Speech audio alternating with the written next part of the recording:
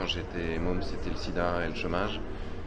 Autant je crois que la question écologique va être vraiment centrale et que même ceux qui ne sont pas intéressés par la question aujourd'hui le seront mécaniquement dans 10 ans.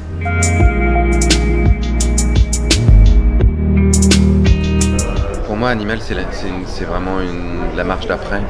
C'est-à-dire que demain, le but, c'était de mobiliser un maximum de gens autour de la question écologique à travers une vision positive et des solutions.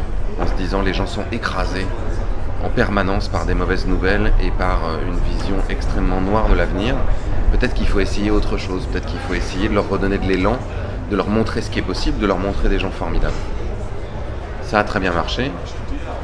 Plus d'1 200 000 spectateurs en France, il est sorti dans 30 pays, on a eu un César.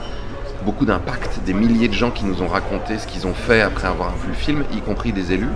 Je pense notamment à Anne Hidalgo qui revendique vraiment que la politique vélo à Paris, elle a été très inspirée par Copenhague, qu'elle a vu dans Demain. Et quand, au moment de faire Animal, je me suis dit, c'est quoi l'étape d'après ? Et pour moi, l'étape d'après, c'est d'essayer de revenir à la source du problème. On pourrait être tenté, en voyant Demain, de se dire, bon bah ok, c'est génial, si chacun d'entre nous fait des jardins partagés, prend son vélo, on va résoudre la question. Ce qu'on a vu ces 3 dernières années, c'est-à-dire des mobilisations beaucoup plus importantes que d'habitude de la jeunesse, la question climatique qui grandit, des catastrophes aussi et des phénomènes climatiques de plus en plus puissants pendant l'été, nous ont montré qu'il y avait d'une certaine manière quelque chose qui était beaucoup plus systémique qui se jouait, qui était un rapport de force qui avait besoin de renverser des dynamiques politiques et économiques qui aujourd'hui nous entraînent mécaniquement vers la catastrophe. Et donc avec Bella et Vipulan, le but c'était ça, c'était de dire on va essayer de comprendre pourquoi on en est arrivé là, c'est-à-dire pourquoi il y a le réchauffement climatique et la destruction de masse des espèces, et ce qu'on pourrait y faire, mais à travers le voyage et les yeux de 2 ados qui vont passer par toutes les étapes. C'est-à-dire qu'ils vont se dire ok, bon bah la solution c'est d'aller sur le terrain et de faire des trucs. Donc on va en Inde, on ramasse du plastique. Ah ouais mais merde, en fait du plastique il y en a constamment qui continuent à arriver. Donc on peut aller le ramasser mais c'est un truc sans fin. En fait il faut changer la loi, donc on va au Parlement européen. Ah oui mais on voit que changer la loi c'est pas si simple justement parce qu'il y a des lobbies qui sont très puissants pour orienter les lois. Ok, donc c'est un problème de système. Et on le voit au Parlement européen, mais on le voit aussi dans un élevage intensif de lapins, où on voit que l'éleveur, c'est pas juste que c'est un salaud, qu'il est pris dans un système lui-même, où en plus, lui, il gagne pas sa vie, il gagne 350 € par mois. Et donc ils sont obligés de voir à un moment que c'est notre vision même du monde qui a besoin d'être interrogée.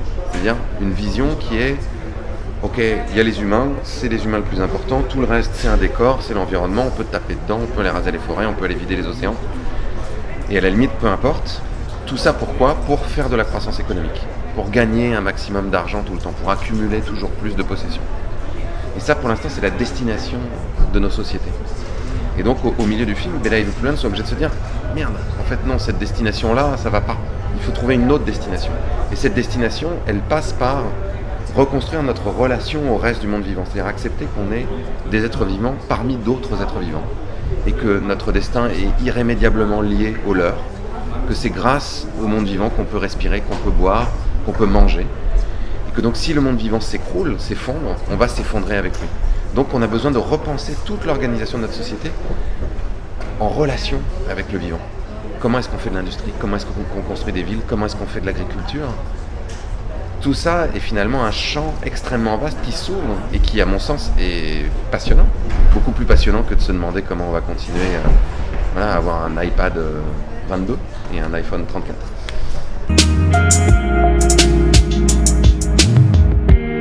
Là, il représente une fraction de la génération climat. C'est-à-dire la génération climat, c'est les jeunes de leur âge qui sont hyper engagés et dont finalement la pensée, les inquiétudes sont structurées par la question écologique. Ça, je pense que c'est quand même beaucoup leur génération. C'est-à-dire que autant moi, quand j'étais môme, c'était le sida et le chômage, autant eux, je crois que la question écologique va être vraiment centrale et que même ceux qui ne sont pas intéressés par la question aujourd'hui le seront mécaniquement dans 10 ans. Eux, ils sont un peu à l'avant-garde de ça, en étant très différents, parce que Vipulan, il vient d'un milieu très modeste, il vient de banlieue, de parents issus de l'immigration. Bella, elle vient d'un milieu beaucoup plus upper class.